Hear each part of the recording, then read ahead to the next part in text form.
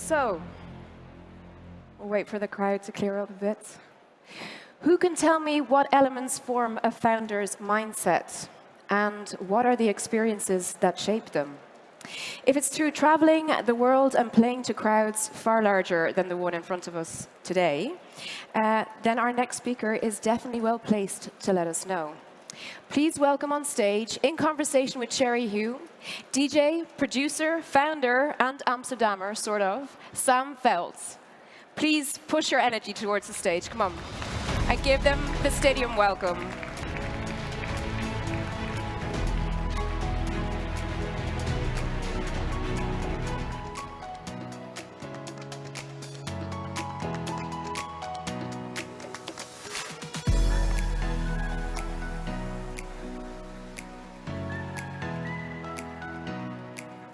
Mysteryland, their third show after the accident. First show back in the Netherlands. Very excited to play for my hometown crowd again. So let's go. So down, down, down, down for anything. For anything. Oh.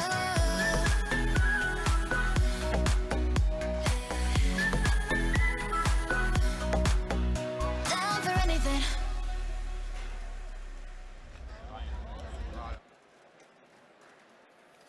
Hello. Great, thank you. Thank you so much for being here, Sam. Of course, my pleasure. Yes, so I'm very excited to dive into this topic, given that this is the Music Notes stage at the Web Summit, thinking about the intersection of music and startup culture from a business and strategy perspective, which I think a lot of artists haven't traditionally thought about. And first off, actually, I would love to dive into your background, which I think is very unique in this regard, because you started off as a tech entrepreneur, right? You're doing a lot of e-commerce, web development. Yeah. So I think I launched my first company when I was 13 years old, e-commerce store selling electronics, basically. I was already DJing back then, but it was just a hobby. 11 years old, you're playing parties of your friends. And then I broke through as an artist. The entrepreneur in me didn't die, so I'm still co-founder in a couple of startups, and my mind is constantly thinking about the next big thing. Great, and we actually have a very short video we want to show the audience of one startup that you're using for your own career that's helping others as well. It's called Fangage, and it's helping artists connect directly with their fans in a way that streaming platforms like Spotify don't really enable right now. So if we could cue the video.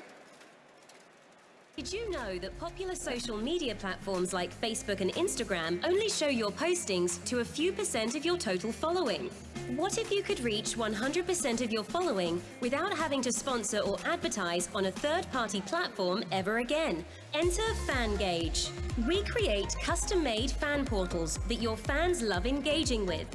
What if you could finally mass engage with your brand's fans in a personalized way and with laser-targeted precision? Through an easy-to-follow and personal chat wizard, fans are able to unlock exclusive branded content such as free downloads, demo drops, video tutorials, audio podcasts, exclusive discounts, contests, and many more in exchange for small bits of data such as their date of birth or mobile phone number. In the back end, Fangage stores and organizes this data and enables you to analyze, connect, and monetize your fan base. Instead of posting something to Facebook or Instagram and hoping your fans will read it, reach them directly on the devices they are using the most. Monetize your fan base by sharing new products you love and marketing them to specific, easily targetable fan groups. Sell new merchandise or tickets to events in their area in an instant, all from the back end of your Fangage fan portal. Fangage works with everything you and your fans already love using. Facebook, Twitter, Spotify, Google+, SoundCloud, and Shopify. Fangage is trusted by Sam Feldt, Frequencers, Danik, and more. Interested? We'd love to talk with you about how Fangage can help you get closer to your fan base. Call or email us right now to set up your no-strings-attached demo of our system and backend. Fangage. We create custom-made fan portals that your fans love engaging with. Yeah, that's it. Yeah. Cool. Yeah, that was great. And so before we dive more deeply into specifics with Fangage, just going back to your background and how you came from the tech world into the music world, and you said, but you still had that entrepreneurial spirit within you. Was there anything that you saw tech startups doing in terms of growing their business that artists weren't doing? And like, where did you see the biggest gap in terms of how the music industry operated? Yeah, I think artists can learn a lot from tech startups and from entrepreneurs in general, in terms of when it comes to defining what your KPIs are, what should you focus on? Is that the amount of tickets you sell? Is it streaming? Should it be your Instagram following or not? Like all these kinds of things that for an entrepreneur are very logical to think about. For an artist, they are not. They're surfing the hype. They're working on the next song, while they also should be focusing on building a sustainable business.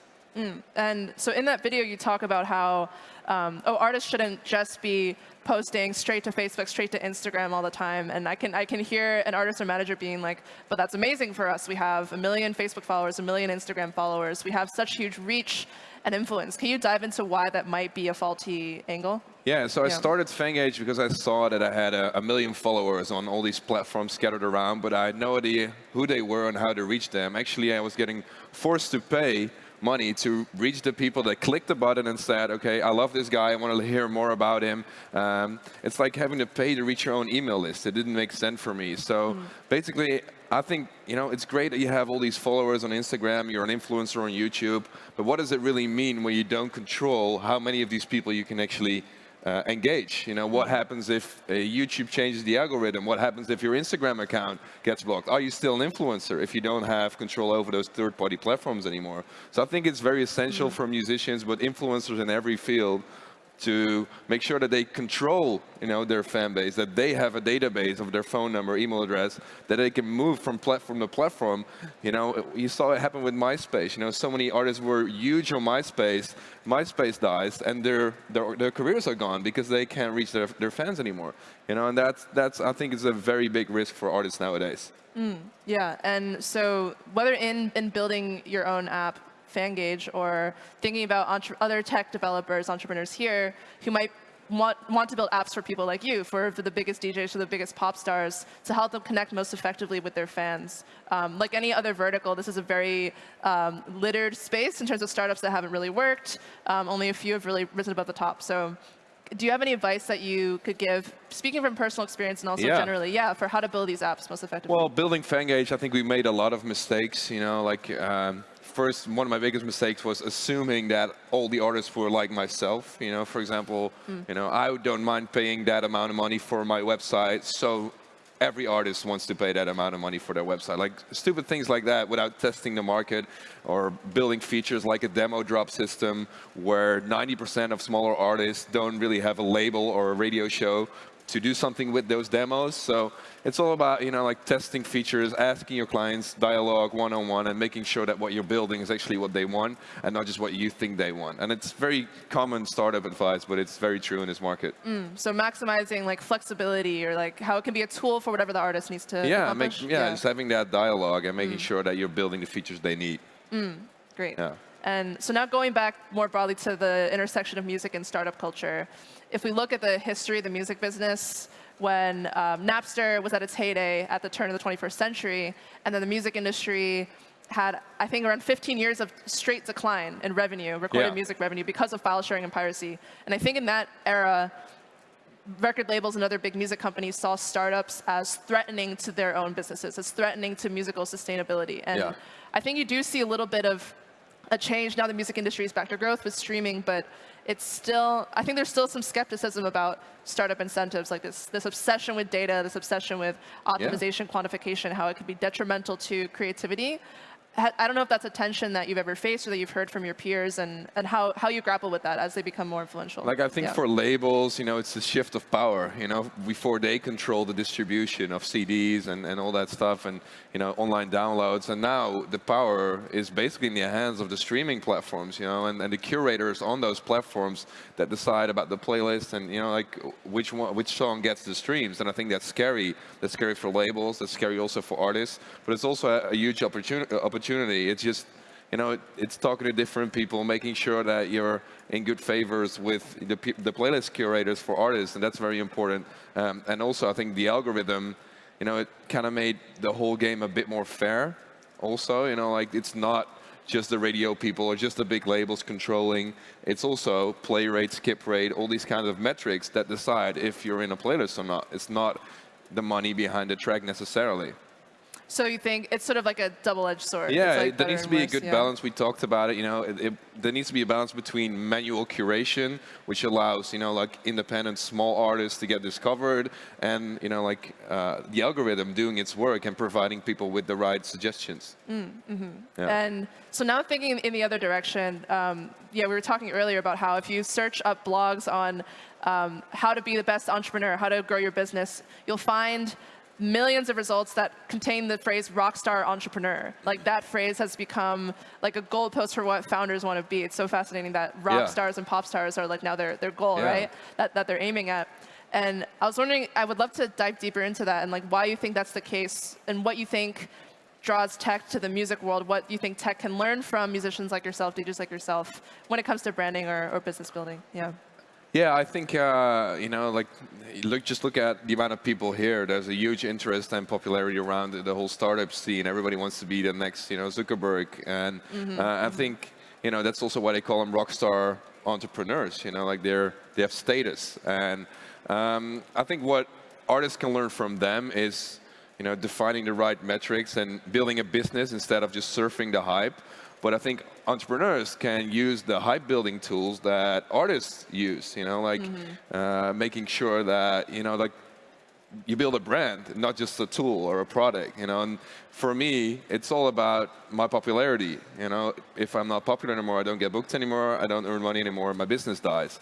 So there's things that artists can learn from entrepreneurs and the other way around as well. Yeah. Yeah. And I want to dive more specifically into KPIs, which you mentioned, because in the music industry, in conversations, the people claim that they're data-driven, but a lot of the conversations, you're just hearing things like, I've so many Instagram followers, so many streams on Spotify, so many Spotify followers. And if you think about the concept of like a funnel in marketing in the startup tech world, if you think about the customer journey, how you get to super fans, in reality, it's much, much more multi-layered. And I feel like in music, it's only really scratched the surface of what, you know, yeah, what that's it. Yeah. I think, you know, artists and managers as well, they focus nowadays on the wrong KPIs. They focus on gaining Instagram followers or gaining more streams on one track, whereas, you know, the funnel, it's just the top of the funnel. You know, in the end, what you want is you want ticket buyers. You know, you want people that are super fans that will also listen to your next record. You know, like all these things, that's the KPIs they should be measuring and improving, and not just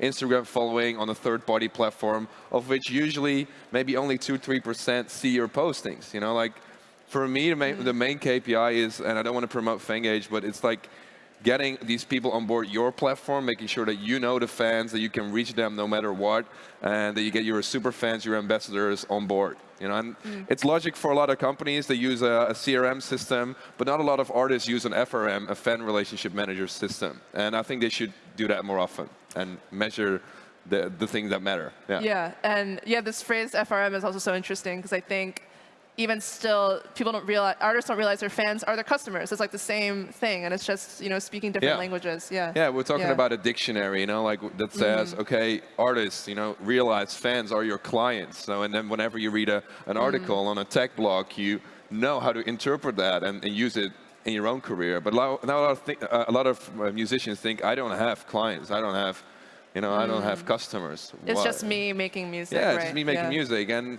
you know, like that's one way to look at it. But in the end, you know, the ticket buyers are actually your clients, and you should focus on, you know, building a relationship with them and making sure that you can always get in touch with them. You know, customer journey.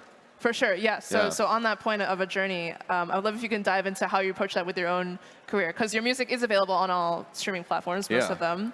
But you also make most of your money from touring, and you have super fans that you can speak to. So how are you thinking about conversion, like going from millions of listeners in these streaming services to just, you know, a core base? Yeah, like I think social media and digital streaming services, I look at more as traffic sources right now that I use to funnel traffic to my own platform, which is my own fan community powered by Fangage, where for example, I post like 30 seconds of my new video on Facebook, you know, get them warmed up. And then if they want to see the whole thing, they need to sign up to my fan portal where I get their email address and make sure that when I'm in town, you know, when I'm in New York, I can send them a text message. Hey, what's up? It's Sam. I just landed here. Come to my show tonight, instead of having to go to Facebook again and pay money to reach that exact same fan another time. So I think it's about like rethinking how you use social media. Don't just use it as a social media, but also use it to grow your database of customers, fans that you control. Yeah. And so on that point, there's a theory in marketing generally that's been going around for several years called 1,000 True Fans by Kevin Kelly. And there's been a lot of debate in the music industry about whether it actually holds true, but the theory is saying that you only need 1,000 true devoted fans who pay maybe if they even pay just $100 a year to go to your shows, to buy your music, that's enough to sustain yourself quite well as an artist, I would think. But I feel like there's a very polarized view on that. Like some artists really do believe that. Other artists are like, no, scale is the way to go. You got to maximize your reach millions of people. I don't know. Just do you agree with that theory that you only need 1,000 true fans, or what's your stance on that? There's two ways. It's very much like running a startup: grow fast or grow slow. Basically, you can do everything yourself, fund yourself, grow, and then maybe when you reach 2,000 super fans, you can sustain your touring career, your musical career. If you want to grow fast, you need investors. And I look at investors like labels and stuff like that. You need third parties to support you and accelerate your growth. So it just depends on what you want as an artist. If you want to, I agree with the fact that if you're a local artist or maybe a national artist, you have 2,000 fans buying tickets and music, yeah, you can make enough money to sustain an artist's career. But if you want to grow, you need that global distribution and a global push from an investor like a label. Right. Yeah. And so speaking of global, you were recently touring in Asia, and you also did an interview with Billboard's China division. Yes. And you've also recorded with some Asian artists, Korean artists, and Chinese artists. Yeah. And I would just love if you can give anything interesting, any takeaways that you saw during your time there in terms of how music tech works differently there, like how people discover, consume music differently, and how that's informed maybe your strategy. Yeah, it's just so it's different, like you need to have people on the ground working your music, understanding the platforms that they use over there, because I don't have a login to my NetEase artist profile. I don't know if they even have one. So where it's very easy for me to track how well I'm doing in the Western world and the Spotify countries, it's very hard to know if a track is doing well in China, for example. Also royalty-wise, there's no real transparency of what you're earning. So you need a local office, you need local people on the ground promoting your track, going to the radio, because you can't really do. I don't believe you can do that from, in my case, Amsterdam, and trying to conquer China from, just an office in Amsterdam.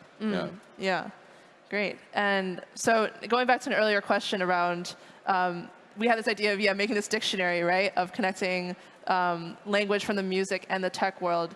Do you think there's anything else from how tech startups run their own businesses that musicians could learn? We've already touched upon a couple, like performance marketing, Yeah, I think it's just in general, you're releasing music, that's your core, it all starts with the music, but then a lot of people don't realize that being an artist is also building a brand and running a business. So there's, HR, I have a team of maybe 30 people that work on my brand, and I need to make sure they're happy, I need to make sure, they're performing well, and there's so much overlap, it's almost identical to running a startup. With startups, you launch a new feature. As an artist, you launch a new song. But for every feature you launch or every song you release, you have to make sure that people actually want it. All these things, there's so much overlap between lingo being used in the startup industry and their translation in the music industry. Yeah, and I think like many other DJs and artists in the electronic and hip-hop and many other genres, you grew your career on SoundCloud, which is a free platform, right? And you release a lot of your early music for free, and there's still a lot of backlash around that idea. But could you dive into that philosophy more and why you think it is effective? And, well, I love SoundCloud because it's all about the users. They decide to repost something. They decide to make a playlist. There's no, or at least there were no curated playlists by SoundCloud. So the power is really in the hands of the users, and you can leave comments. And I love that personally. So I think it's a shame that that it's not as popular anymore. But I really loved the one-on-one connection that you could have with fans on the platform that hopefully Spotify will have in the future too. Like that same sort of interactivity around a song, exactly. Right? Being able to just upload a V1 that you worked on for 5 hours and not having to submit it officially through a label, blah, blah, blah. Get some feedback and maybe work with your own fan base to create the best song you've ever made. And, We're definitely seeing that more now, yeah. So I think that's all the time we have, but thank you so much for being here. Yeah, really Thank you. appreciate it. Thanks for listening. Thank you.